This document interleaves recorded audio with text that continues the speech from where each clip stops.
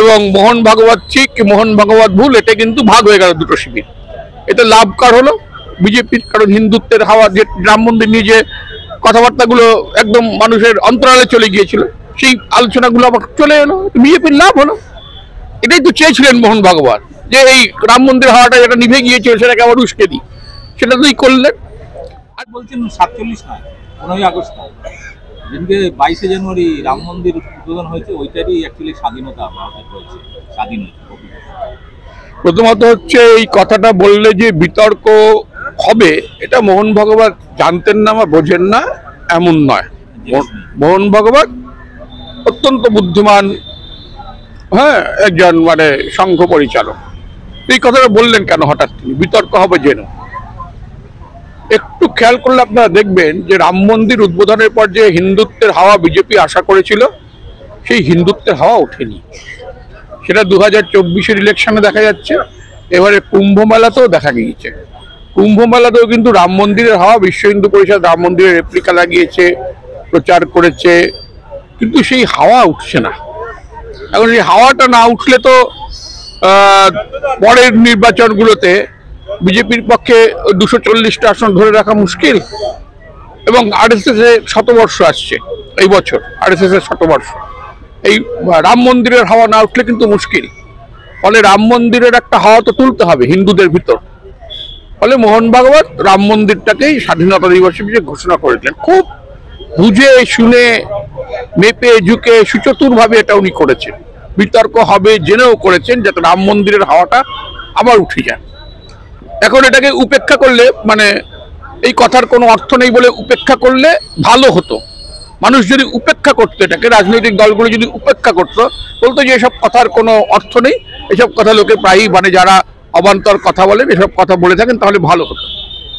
এখন রাজনৈতিক দলগুলো, উনি এই যে একটা উস্কে দিতে চাইলেন, বিতর্ক জন্ম দিতে চাইলেন, রাজনৈতিক দলগুলোই এই ফাঁদে পা দিয়ে দিল। তারা সবাই মিলে নানা কথা বলতে লাগলো এবং বিতর্কটা উঠে গেল।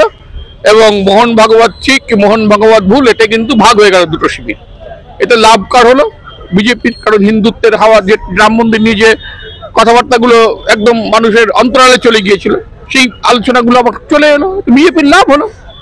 এটাই তো চেয়েছিলেন মোহন ভাগবত, যে এই রাম মন্দির হাওয়াটা যেটা নিভে গিয়েছিল সেটাকে আবার উস্কে দিই, সেটা তুই করলেন। আর এই কথাটা বলে আরেকটা কি হলো, যে ভারতবর্ষের স্বাধীনতা সংগ্রামের একটা দীর্ঘ ইতিহাস আছে। সেই স্বাধীনতা সংগ্রামটা কিন্তু একা হিন্দুরা করেনি বা একা মুসলমানরা করেনি।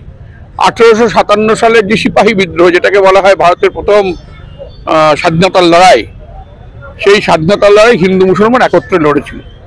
এবং সেই স্বাধীনতার লড়াইয়ে বাহাদুর শাহ জাফর যেমন ছিলেন, তাতে রূপে ছিলেন, হ্যাঁ, রানী ঝাঁসি রানী ছিলেন, তেমনি আবার বেগম হজরত মহল ছিলেন। হিন্দু মুসলমানের সম্মিলিত লড়াই। এখন সেই সব লড়াইয়ের তারপরে তো বিভিন্ন সময় বিভিন্ন বিপ্লবীরা উঠে এসেছেন। এই বাংলা থেকেই কত মানুষ উঠে এসেছেন, ক্ষুদিরাম, প্রফুল্ল চাকি, রাসবিহারী বসু, অরবিন্দ ঘোষ, সুভাষচন্দ্র, বাইরের চন্দ্রশেখর আজাদ, ভগৎ সিং, এদের যে সম্মিলিত বলিদান, তার ফলেই তো 15ই আগস্ট স্বাধীনতা এসেছিল। ওই কথাটার অর্থ মোহন ভাগবতের, যে ওই স্বাধীনতার ওই যে বলিদান শহীদদের, ওটাকে উনি অস্বীকার করলেন, অসম্মান করলেন। সমস্যা হচ্ছে যে রাষ্ট্রীয় স্বয়ংসেবক সংঘ কোনোদিনই স্বাধীনতার আন্দোলনে যুক্ত ছিল না। পরাধীন ভারতে তারা ব্রিটিশের দাবিদারি করেছিল। তাদের পক্ষে স্বাধীনতা আন্দোলনের যে আবেগ, সেটা বোঝা সম্ভব নয়। ফলে তারা এই ধরনের কথা বলবে এবং চেষ্টা করবে স্বাধীনতা সংগ্রামের ইতিহাসটা ভুলিয়ে দিতে। ওরা তো রাষ্ট্রীয় স্বয়ংসেবক সংঘ একসময় ভারতের যে ত্রিবর্ণ রঞ্জিত পতাকা, এটাকে মানেনি, ওরা দীর্ঘদিন মানেনি। দীর্ঘদিন স্বাধীনতা দিবসে ওরা পতাকা তোলেননি। ওরা চেষ্টা করবেন এই ইতিহাসটাকে ভুলিয়ে দিতে। তার বিরুদ্ধে মানুষকে রুখে দাঁড়াতে হবে। তবে আমার বক্তব্য যে এই মোহন ভাগবতের কথাটিকে সবাই যদি উপেক্ষা করতেন, সেটা মুখের মতো জবাব হতো।